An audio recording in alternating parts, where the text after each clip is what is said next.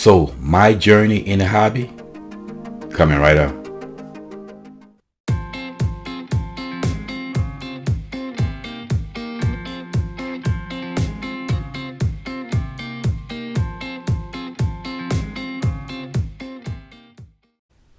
What's up, all you drone maniacs? Welcome back to Drone Logic for your drone and tech related info from my point of view. So if you're watching this video, then more than likely you are in this hobby. This hobby that we've all come to really love. And we all had our journey of how we got here, and I'm no different. So I'm going to talk about my journey, how I got into the hobby, and how I basically progressed to where I am now. Anyway, I've always been a tech type of person, as far as technology. As a kid, I had, had radio controlled cars. It's a tech thing. And I remember around, I would say maybe 2000, maybe 10-ish around it. I used to always see these, RC copters. If I would see RC copters in a store or something like that, I would be basically intrigued by the fact that you have this instead of having a car or RC car, where it's a copter that flies. So I was always very interested in it. I used to see those little handheld palm ones, the ones that you can hold in your hand.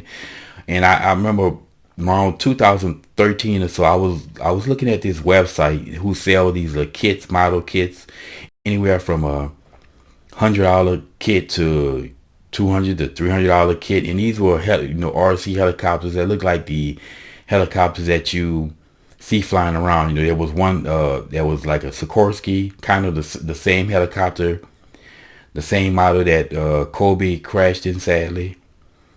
And I was, and there was also one model that looked like an Apache Tech helicopter. Now that was really nice.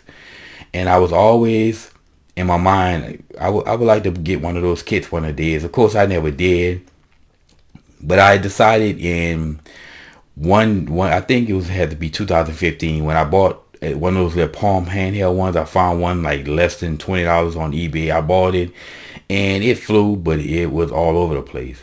It didn't have any stabilization. It basically, I had to trim it to get it right, and even then you had to keep an eye on it because that thing is liable to go anywhere at any time. And after about I would say maybe 3 weeks or so, I just gave up on it. But I still wanted, one of the bigger copters. And back in 2016, I know that Walmart had a drone on sale for Black Friday for $250. And I was thinking, well, if it's on sale for $250, how much is the regular cost?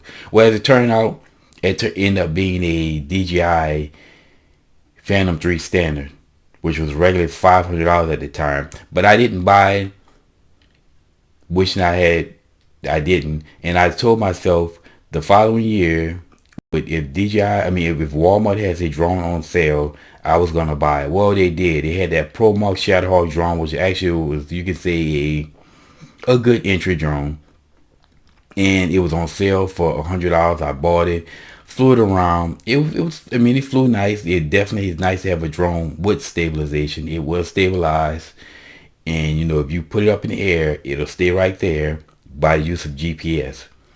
So I would go online searching for information on how to fly, anything I needed to know. And this is when I found out about FAA regulation. Didn't know about that, and I started learning. And I also found out about DJI. This is when I first found out about DJI, of course. And I remember not too long before that point, I had went to Sam's and I saw a bunch of drones, and these turned out to be Mavic Pros that were like stacked up in boxes. I'm like, whoa, $1,000. Whoa, that's kind of steep. Well, based upon my limited knowledge of the drone hobby. But anyway, I got that Promark Shadowhawk drone, and through my research found out about DJI and immediately wanted to upgrade, because obviously this drone here was nothing compared to a DJI drone or a Phantom drone, which it was shaped like. No stabilization, very limited transmission, because it connected to the phone, directly to the phone through Wi-Fi, so your range was very limited. and you lost your video feed long before the radio feed dropped out. Anyway, I was searching, and I found a used Phantom 4 on Amazon. It was about $500 and basically that's my when I really got a love for DJI products, because you're talking about, a massive upgrade from that Promark Shadowhawk drone, which honestly I just recently got rid of it because I hadn't really flown it since then. Anyway, I had my Phantom 4, and I flew it until I got one time I got a warning of overheating, and that's because the memory card, as I put it in, tried to insert it the wrong way, realized it did, and then I inserted it the right way, upside down. Well, in trying to insert it the wrong way, I cracked it, and as a result it basically caused it overheating, and the video stopped transmitting. So I still have it, and it doesn't transmit in the video. This I upgraded to a Phantom 4 Pro. Unfortunately, that's the one I crashed, and the reason why it was pilot error because I initiated the emergency shutdown procedures. Didn't know about that, but I'm glad I know about this now.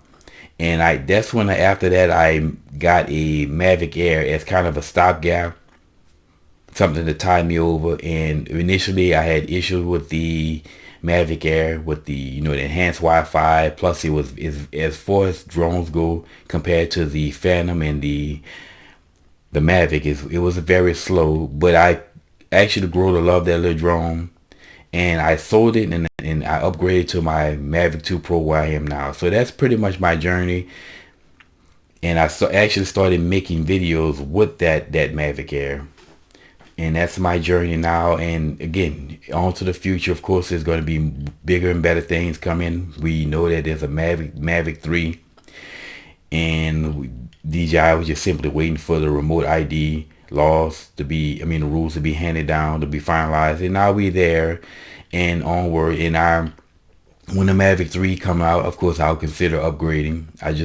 This Mavic 2 Pro is just, even now, it's still one of the best top drones out there. And amazing how this drone still somewhat compares with the Evo 2, and it's 22 years old. It's 2 years old, and it's still technology wise, that's in age, it's still one of the best drones out there. So like I said, I'm just going to steadily progress in this hobby, and I'm going to document it with these videos on different things that I run into, helpful tips that I can help people out, and you will just continue to grow. And I hope other people continue to grow in this hobby.